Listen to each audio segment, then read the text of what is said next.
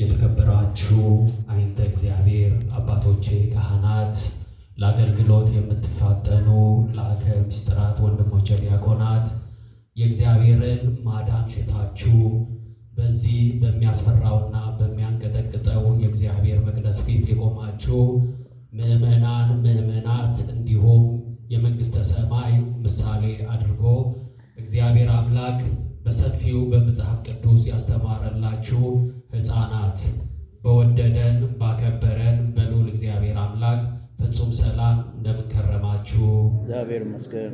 እንደምንስ አደራችሁ፣ እግዚአብሔር ይመስገን። እንደምንስ እስከዚህ ሰዓት አረፈዳችሁ። እግዚአብሔር ይመስገን። ክርስቶስ ተንሥአ እሙታን አሰሮ ለሰይጣን ሰላም ኮነ ፍስሐ ወሰላም።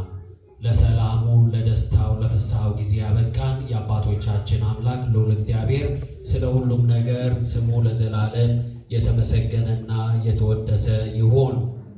በዚህ በትንቢተ ኢሳይያስ ምዕራፍ 60 ከቁጥር 14 ላይ የእስራኤል ቅዱስ የሆንሽ ጽዮን ይሉሻል የሚል ኃይለ ቃል እናገኛለን። በዚህ በትንቢተ ኢሳይያስ ምዕራፍ 60 ከቁጥር 14 የእስራኤል ቅዱስ የሆንሽ ጽዮን ይሉሻል የሚል ቃል እናገኛለን። እንግዲህ እንደ እግዚአብሔር አምላክ ፍቃድ እቺን ቃል አጠር አድርገን እናያታለን። ያቺ ጽዮን የተባለች ማን እንደሆነች እግዚአብሔር መንፈስ ቅዱስ ያስተምረናል። እኛ ባሮቹ እንሰማለን። እግዚአብሔር አምላክ የትምህርቱ ምስጢር ለሁላችን ይግለጽልን። ከዚህ ከቁጥር 10 ጀምሮ ስናነበው እንዲህ ይላል፣ በቁጣዬ ቀጽፌ በፍቅሬ ምሬሻለሁና፣ በቁጣዬ ቀጽፌ በፍቅሬ ምሬሻለሁና፣ ቅጥርሽንም ምጻተኞች ቅጥርሽን ይሰራሉ፣ ነገሥታታቸውም ያገለግሉሻል ይላል። እንግዲህ በዚህ መጽሐፍ ላይ እንደምናየው እግዚአብሔር አዳምና ሔዋንን ፈጥሮ በዛ በሚያምር ገነት ውስጥ ሲያኖራቸው እናታችን ሔዋን ዲያብሎስ በእባብ ላይ አድሮ አታሎ ይህንን አትብሊ የተባለችውን ዕፀ በለስ እንደበላች በኦሪት ዘፍጥረት ምዕራፍ 3 ላይ የምናገኘው ታሪክ ነው።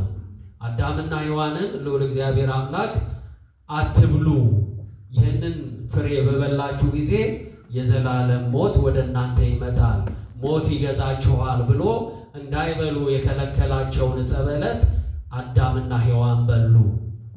በዚህ ጊዜ እግዚአብሔር ተቆጣ። እግዚአብሔር ተቆጣ፣ ወደ አዳም ጮኸ። አዳም አዳም የት አለህ አለው። አዳምም ምን አለ? አቤቱ አምላኬ ሆይ ራቁቴን መሆኔን አይቼ ካንተ ሸሽቻለሁ አለው። ተደብቄአለሁ አለው። እግዚአብሔርም ቀድሞ ያደረጉትን ያውቅ ነበርና አዳም አትብላ ያልኩህን ፍሬ በላ ወይ አለው። አዳምም ምን አለ? ረዳት ትሆን የሰጠኸኝ ሴቲቱ አሳስታኝ በላሁ አለ። ረዳት ትሆነኝ ዘንድ የሰጠኸኝ ሴቲቱ አታላይ በላሁ፣ አሳስታኝ በላሁ አለ። በዚህ ጊዜ እግዚአብሔር አምላክ ሔዋንን ስለምን በላሽ አላት። ሔዋን ደግሞ ምን አለችው? እባብ አሳስቶ ይበላኝ። በእግዚአብሔር ፊት ምክንያት ይሆናል እንዴ? ይሰራል ወገኖቼ? ይሰራል? አይሰራም። ምክንያት ምንም ብንደረድር በእግዚአብሔር ፊት ዋጋ የለው። በእግዚአብሔር ፊት የሚያከብረን ስራችንና ግብራችን ነው። ስለዚህ እግዚአብሔር ምን አላት? ሔዋንን ምን አላት? አላነበባችሁትም? ኦሪት ዘፍጥረት 3 በምትወልጅበት ጊዜ ምጥሽን መከራሽን አበዛብሻለሁ አላት። እግዚአብሔር ተቆጣ። ሔዋንን መከራ ታይ ዘንድ በመከራ በስቃይ ልጅ ትወልድ ዘንድ አዘዛት። ዛሬ ክርስትና ሲነሳ ወልደ ሰንበትን አይተናል አይደለም? አይደለም? እናትየው ይሄን ሕፃን ለማምጣት ብዙ መከራ አይታለች። 9 ወር ከ3 ቀን በማህፀኗ ተሸክመዋለች። በመከራ በምጥ በስቃይ ደም እየፈሰሳት ልጇን አግኝታለች። ልክ ይሄ መከራ የመጣው በእናታችን ሔዋን ስተት ነው። ነገር ግን እግዚአብሔር ሰውን ወደደና ከሰማይ ወደ ምድር ተመለከተ። በቁጣዬ ቀጽፌ በምንድን ነው የሚለው? በፍቅሬ ምሬሻለሁና ወደ ምድር ተመለከተ። አባታችን ዳዊት እግዚአብሔር ከሰማይ ወደ ምድር አየ፣ በምስራቅ በምዕራብ በሁሉም አቅጣጫ እንዳንቺ ያለ ፍጹም አላገኘም፣ የዘላለም ማደሪያ ትሆኚ ዘንድ መረጠሽ ብሎ ለድንግል ማርያም ትንቢት እንደተናገረ ሁሉ አዎ በፍቅሬ ምሬሻለሁ አላት። እግዚአብሔር በእናታችን በእመቤታችን በቅድስት ድንግል ማርያም ፍቅር ተሸነፈ። በሰው ልጅ በደል ሐዘኑን በዛች ንጽሕተ ንጹሐን በተባለች በእናታችን ላይ ጣለ። ስለዚህ ቁጣውን ሁሉ ምን አደረገ? ስለ እናታችን ስለ ማርያም አነሳልን። ክብርና ምስጋና ለእመቤታችን ለቅድስት ድንግል ማርያም ይሁን። ለዚህ ነው ሊቃውንተ ቤተ ክርስቲያን ድንግል ማርያም የመድኃኒት መገኛ ናት። ድንግል ማርያም ሰሎማጢስ ናት፣ የሰላም መገኛ፣ የመድኃኒት መገኛ። አምላክን የወለደች አዳምና ሔዋን ከገነት ተሰደው በስደት ዓለም በዛ በሚያስፈራው ጨለማ በስቃይ ሲኖሩ ተስፋ አድርገው ይጠብቋት የነበረች መገኛችን ወይንም ደግሞ ናብሊስ ይሏታል። ናብሊስ የተስፋ ቃል ይሏታል ድንግል ማርያምን። እንግዲህ እግዚአብሔር ስለዚህ ስለ እናታችን ስረት እንደገና አየን፣ ጎበኘን። ዳግም ወደኛ ይመጣ ዘንድ በሷ አድሮ እኛን ይምረን ዘንድ ወደደ። በሩ ይከፈታሉ ይላታል። የድንግል ማርያም ቤተክርስቲያኖች በኦርቶዶክሳዊ ቤተክርስቲያን በተለያዩ ቅዱሳን ስም ይሰየማል አይደለ? ይሰየማል አይደል? ለምንድን ነው የሚሰየመው? እዚህ ጋር አሁን ቅድስት ሥላሴ ቤተክርስቲያን አለ፣ መድኃኔዓለም ቤተክርስቲያን እንላለን፣ ቅዱስ ጊዮርጊስ እንላለን፣ ቅድስት ድንግል ማርያም እንላለን። ቤተክርስቲያኖች ይሰየማሉ። ለምንድን ነው የሚሰየሙት? መታሰቢያ። እግዚአብሔር በትንቢተ ኢሳይያስ ምዕራፍ 64 ላይ የተናገረው ቃል አለ። ትእዛዜን ለሚጠብቁ ሕጌን ለሚፈጽሙ በእኔ መንገድ ለሚጓዙ በቅጥሬና በቤቴ ዘላለማዊ ስምን እሰጣቸዋለሁ ብሎ ቃል የገባው ቃል ይፈጸም ዘንድ ነው። አሁን በድንግል ማርያም እዚህ ቤት ሥላሴ ቤት ነው አይደለ? የሥላሴ ቤት ነው። እዚህ ቤት ድንግል ማርያም አለች። የጌታችን የመድኃኒታችን ሥጋ የተገኘው ከማን ነው? ከማን ነው? የማንን ሥጋ ነው የወረሰው? የማንን ደም ነው የነሳው? የእመቤታችንን እኮ ነው። ስለዚህ በቤተ ክርስቲያናችን ሁሉ ማን አለች? እመቤታችን ቅድስት ድንግል ማርያም አለች። በሮችሽ ሁልጊዜ ክፍት ናቸው። ምጽአተኞች ወደ አንቺ ይመጣሉ። የናቁሽ ሁሉ ያገለግሉሻል አለ እግዚአብሔር።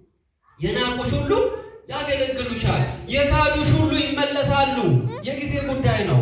አሁን ድንግል ማርያምን ሲሰድቡ በዚህ በራእይ 12 እና 13 ላይ ዲያብሎስ ከሰማይ ወደ ምድር በተጣለ ጊዜ እና አምላክን ያ ዓለምን የሚገዛውን ንጉሥን የወለደችውን ያሳድድ ዘንድ አፉን ከፈተ እንደተባለ የእግዚአብሔር ቃል ይፈጸም ዘንድ ግድ ነውና ሴቲቱን የሚያሳድዱ ብዙ በየአዳራሹ በየዳርቻው በየኮርነሩ እናያቸዋለን።